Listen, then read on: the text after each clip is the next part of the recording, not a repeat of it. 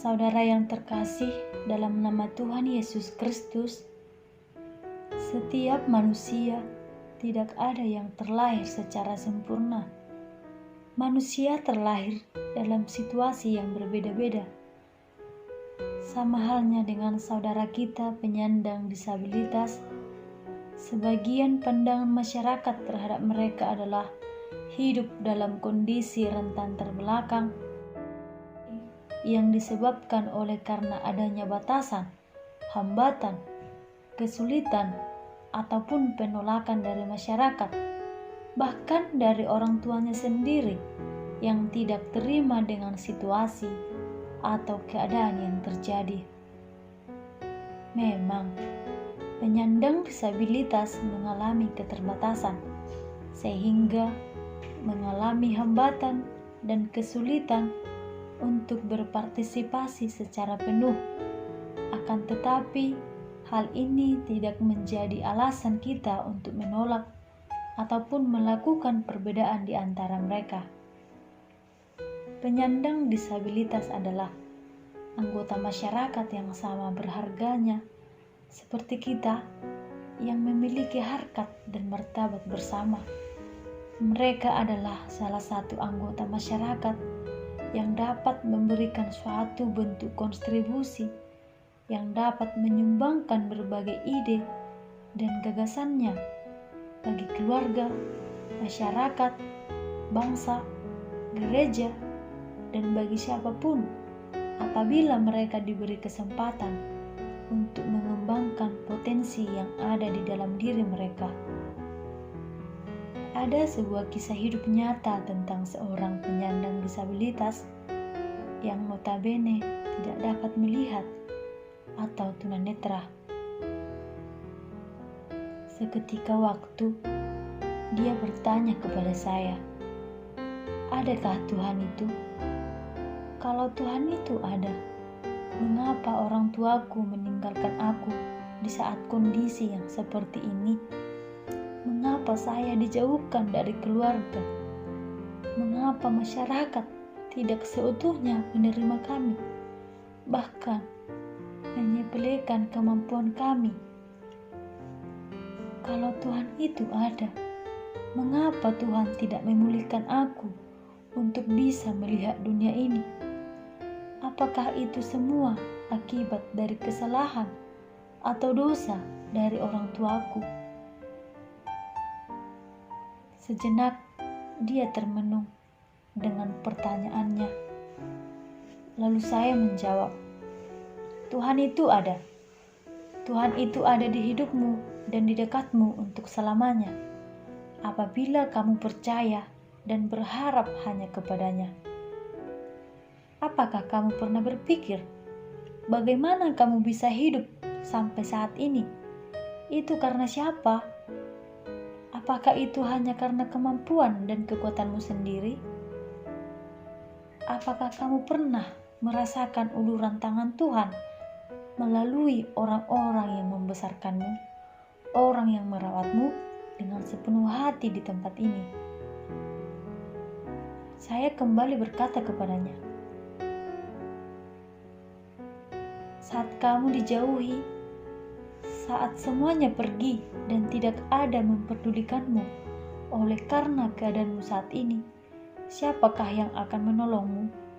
Siapa yang menjadi teman sejatimu? Siapa yang akan menghiburmu? Siapa yang akan membelamu?"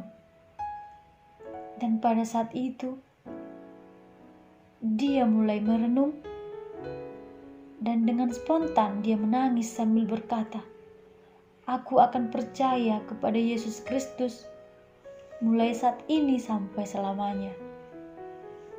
Kemudian saya menjawabnya kembali, "Yakin dan percayalah, ada seorang yang akan menolongmu mengerti terhadap masalah yang kau hadapi. Bahkan dia akan membelamu di sepanjang hidupmu, asalkan engkau percaya kepadanya. Dia tak pernah jauh darimu. Berserulah untuk memanggil namanya. Berdoalah, dia akan segera menghampiri dirimu. Percayalah, dia tak jauh darimu."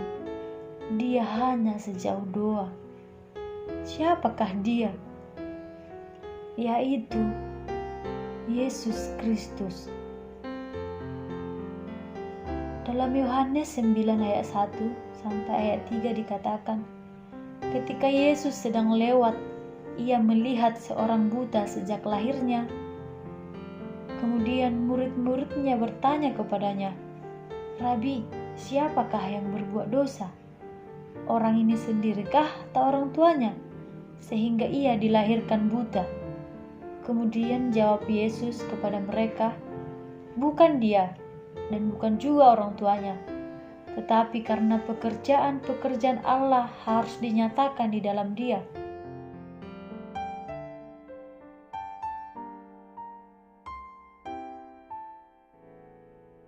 Saudara yang terkasih dalam nama Yesus Kristus, siapakah Yesus Kristus?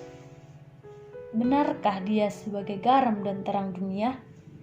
Benarkah dia seorang pembela dan penolong dalam hidup orang kaum disabilitas?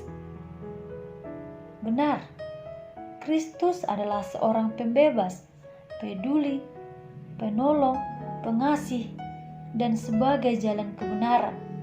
Ia berjuang dan peduli terhadap kaum disabilitas.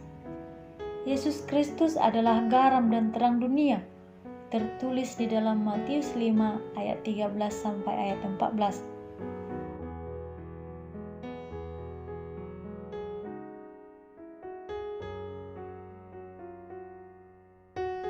Manusia diciptakan sama, sederajat antara satu dengan yang lain. Manusia diciptakan oleh Allah segambar dan serupa dengannya. Bisa kita lihat dalam Kejadian 1 ayat 26. Akan tetapi, seiringnya waktu, masih ada perbedaan-perbedaan yang terjadi, terutama bagi mereka yang memiliki keterbatasan secara fisik, mental, baik keterbatasan sejak lahir maupun keterbatasan kelainan yang ada setelah mereka dewasa. Oleh karena itu, Yesus Kristus hadir sebagai penolong, pembebas, dan pembela.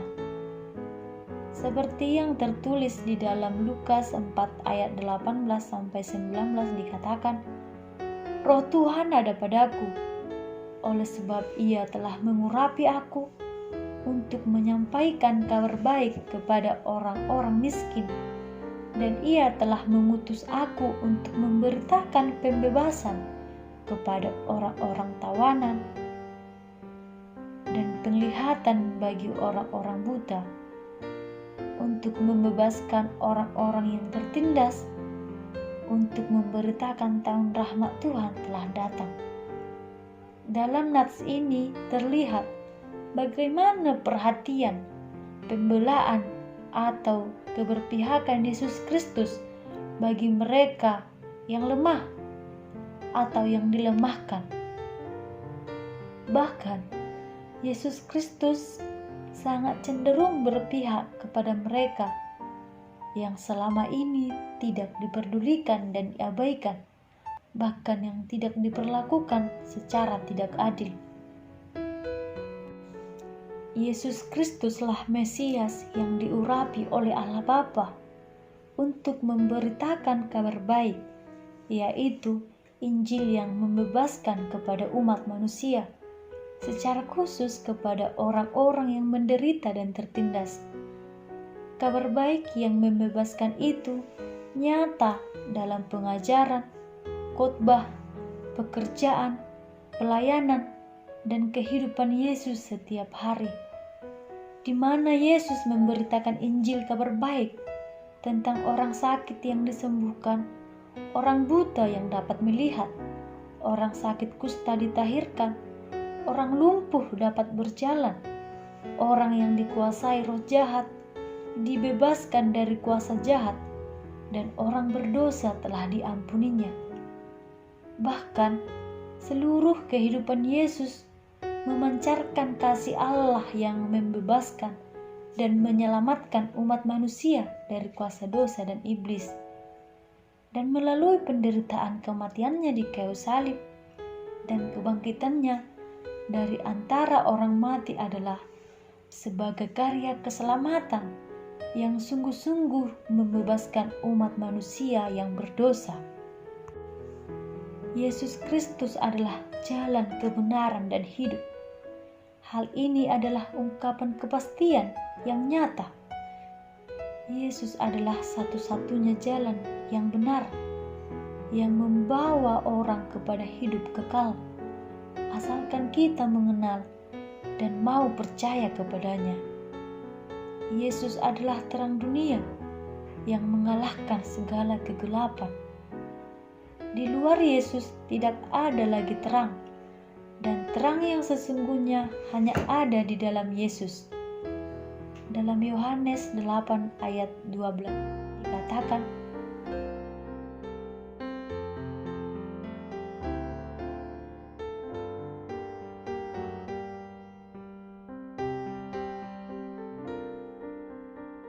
mengikut Yesus adalah komitmen dan langkah sampai garis akhir.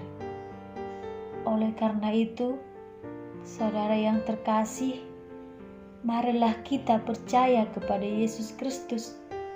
Lihatlah kasih yang diberikan kepada kita umat manusia yang percaya kepadanya.